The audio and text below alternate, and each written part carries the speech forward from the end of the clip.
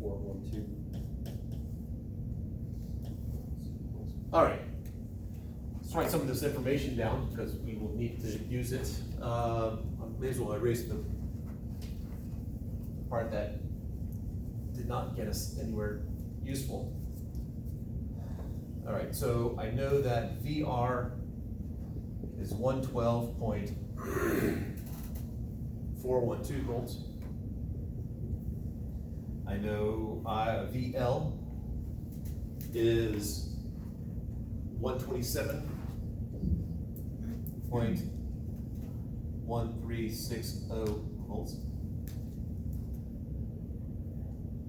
And I know that this is 169.706 volts. Now we just have to find some currents. Questions before we tackle the next part?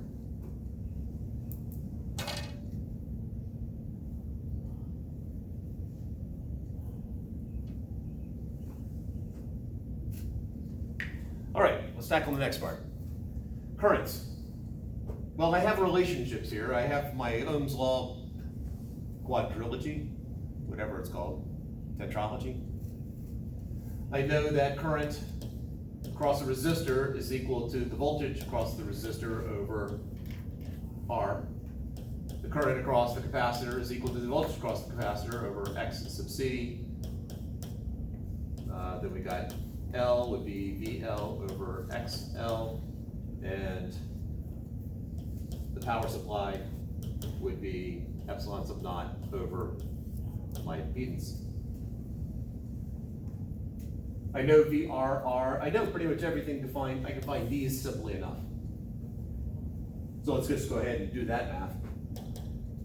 So VR, we got 112.412 over 15.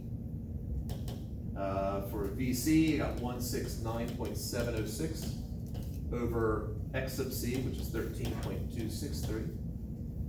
V sub L is 127.1360 over, and let me see if I can do that even remotely better, 127, and over X sub L, which was 16.965.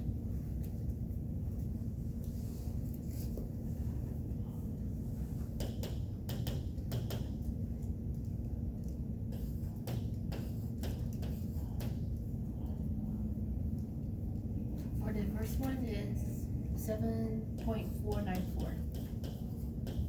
Okay. I got the second one is 12.795.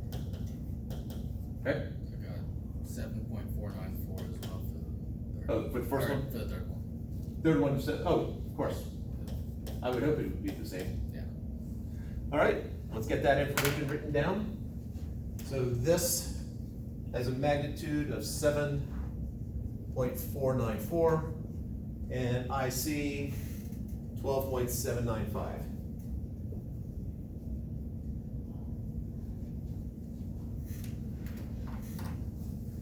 All right, so we have almost all the magnitudes. We're missing one magnitude, and that is the amplitude, probably better wording, the amplitude of the current coming out of the power supply. But we also need phase angles. So we need to establish at least some phase angle, and I'm just, for the sake of this, I'm going to establish that the phase for the power supply, I should say voltage power supply, is 0. Just to give us some reference from which to work. So the angles I need to find are all in reference to that. So the first angle I'm going to find is this angle right here, which I will label phi VR. Could have equally done IR or IL or IRL.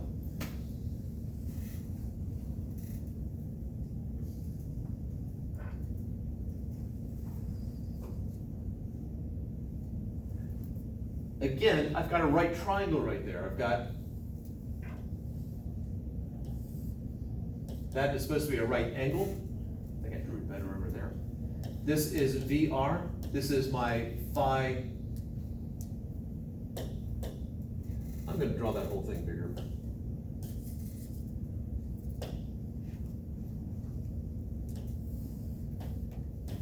VR, VL. That's almost not. I'm trying to find this, that is my angle phi, which I've labeled phi VR.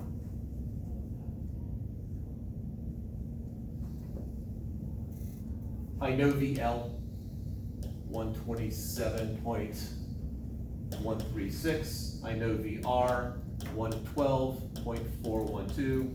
How do I find my angle?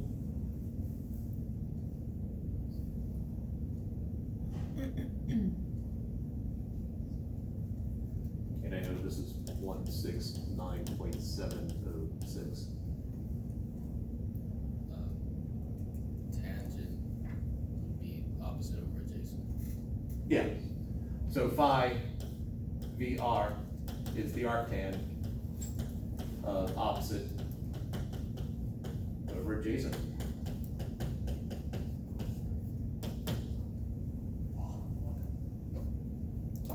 Do we put in radians or degrees? Ultimately radians. But if you have it in degrees, I'll take either right now. I'll take both. 48.52 degrees.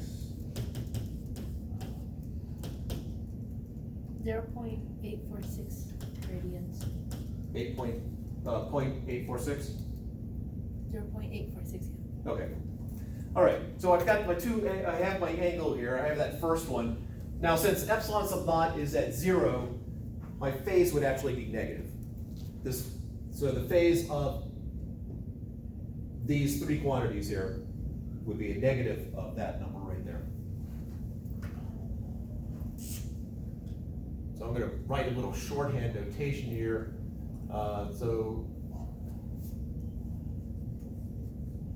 All right, so for R, I know my voltage is 112.412 volts and a phase angle of negative 0.846.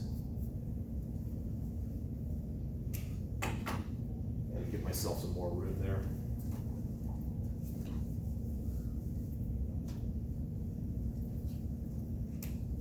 So that power supply, fading marker, resistor, inductor, capacitor. My voltage, so the amplitude was 112.412, and my phase was negative 0.846. For my current across the resistor, amplitude of 7.494 with that same phase. And for the inductor, my current 7.494, negative 0.846. So why is it negative again? Why is it negative? Yeah. Because as a reference, I chose this to be 0 here. And because the angle to get to that phasor is clockwise, negative. Okay. Or I could have gone with, because the math people just got it backwards. Is that standard to treat the EMF as the, like, 0?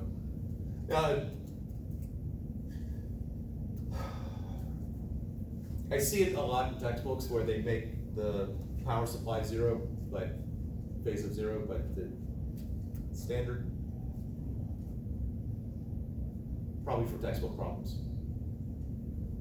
But as you know, you didn't get a phase of 0 for, I think, any of your measurements when you did the AC, the first AC lab.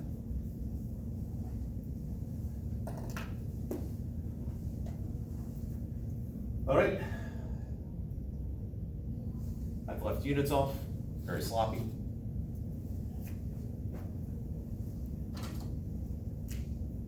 Volts, amperes, amperes.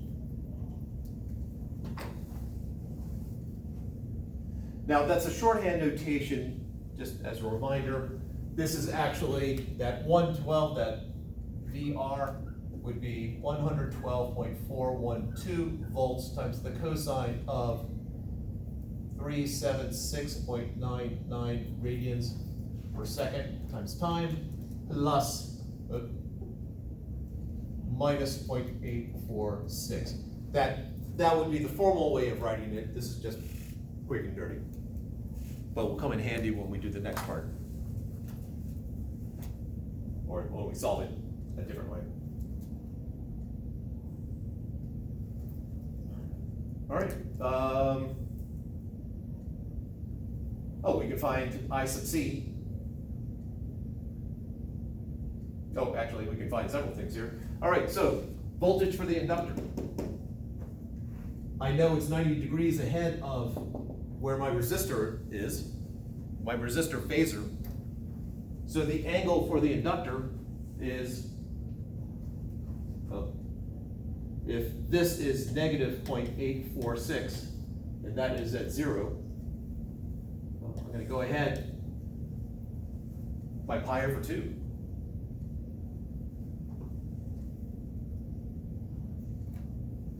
So if that angle there is phi VL, and just pi over 2 minus 0.846, which is 0.724. 0.024? No, 0.724. 724. Yeah.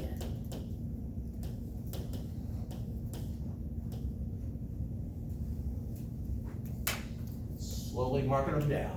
All right, so I got 127.136, an angle of 0.724.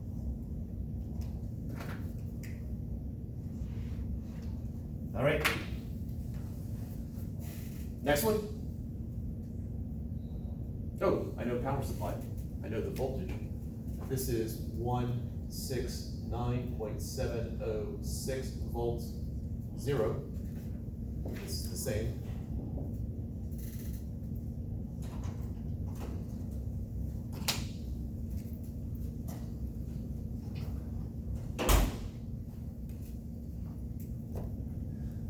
All right, we need to figure out the angle to IC. That's going to be the next one.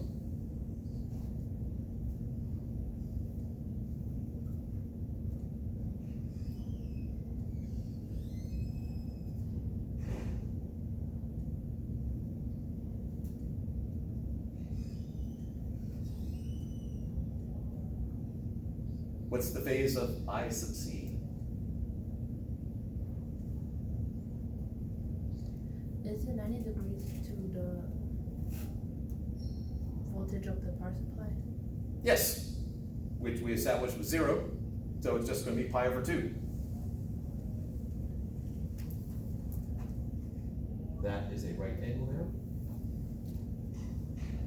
So this will be 12.795, the angle of, what's pi, 1.57 something? 1.571. 1.571.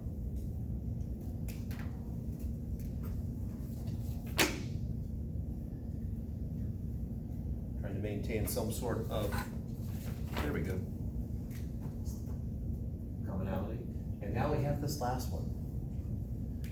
I think finding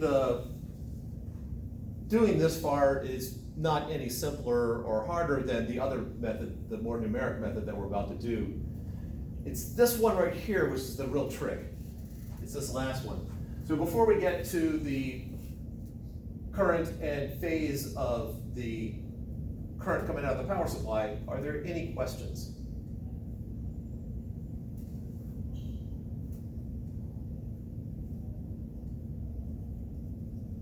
Is the voltage of the capacitor always the same as the power supply? No. It's only in this particular case because of the parallel structure here.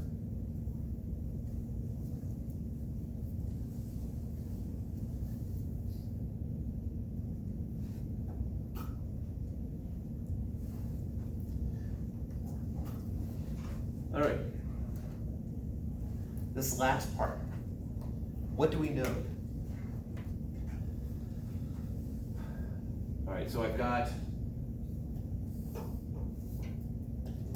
my IRL here, and I have IC.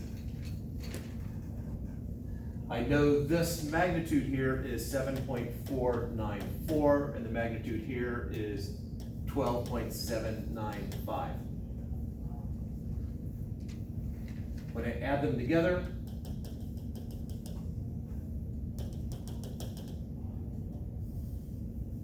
I need to figure out that angle and that magnitude. I can piece together one other bit of information here. I can figure out that angle there without having to do too much extra work. Not a lot of thinking, because we have all the parts there. I know from my current phasor, my IRL phasor, to the power supply voltage, it's that 0.8, whatever it was, 0.846. And then from here to there is 90 degrees, or pi over 2. And so this whole angle should just be pi over 2 plus 0.846.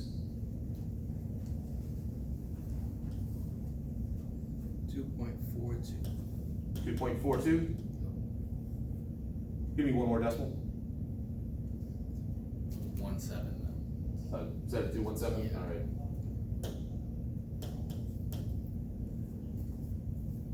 So the question is, how do I find anything else out? And I'm hoping that you'll have a better insight. I've run across this several times over the years. Whenever I get to this point, I always go, oh, how do I do that? And then it takes me a moment, and then I eventually remember, oh yeah, that's how you do it. But I'm hoping you've got better insight, a better way of figuring out either that or this or any other piece of information.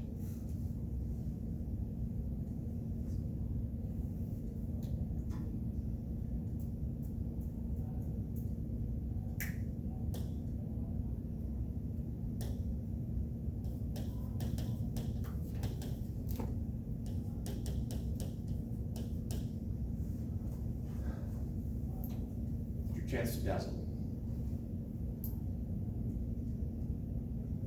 Law of sine. Law of sines, Or I don't think, no, this is not. law of sines, I need a triangle and I need a side opposite an angle I know.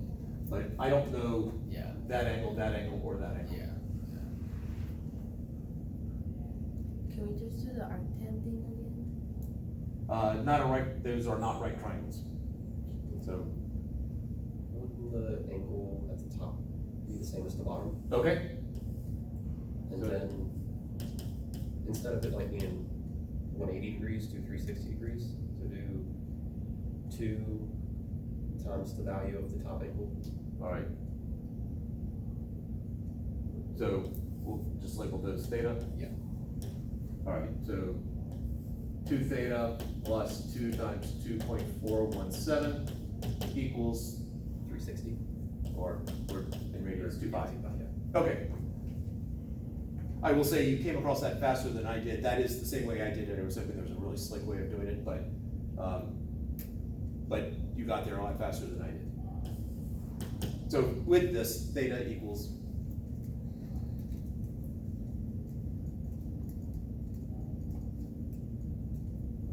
So it's supposed to be a square. no, it's a parallelogram. But all the sides add up to 360 degrees. Any quadrilateral, the close quadrilateral, the angles lateral 360. Theta equals 0.725. Same thing. All right. So I now know this angle. So now if I look at that triangle, and I'm going to pretend I can actually draw it the same. All right, so I've got that, that, and that. So this is 0.725. This is 7.494, and this is 12.795. So I need to figure out this length. This and this are the same. How would I find that length? I need to find that length at this angle, but why don't we start with that length first?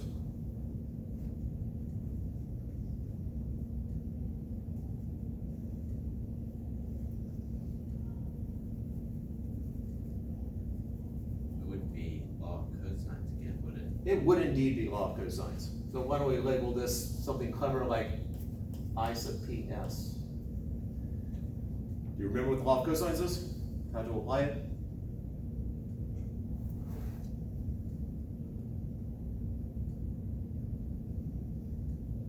No, it's something minus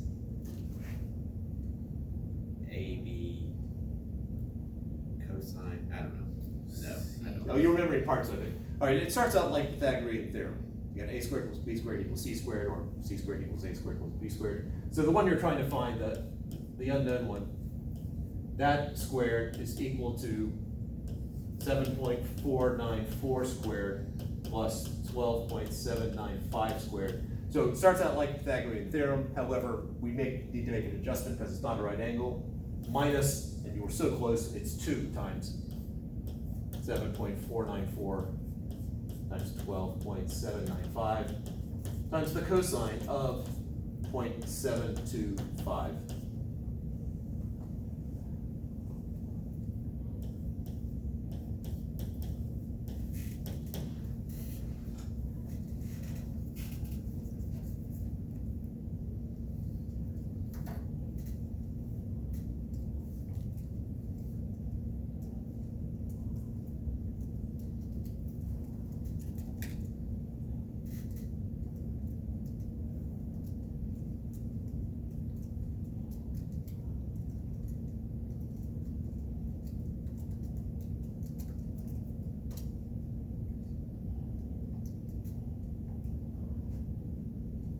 Negative 251.09.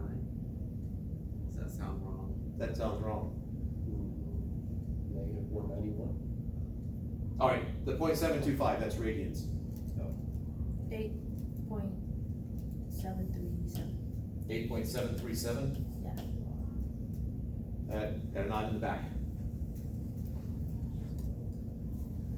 So I now have 8.7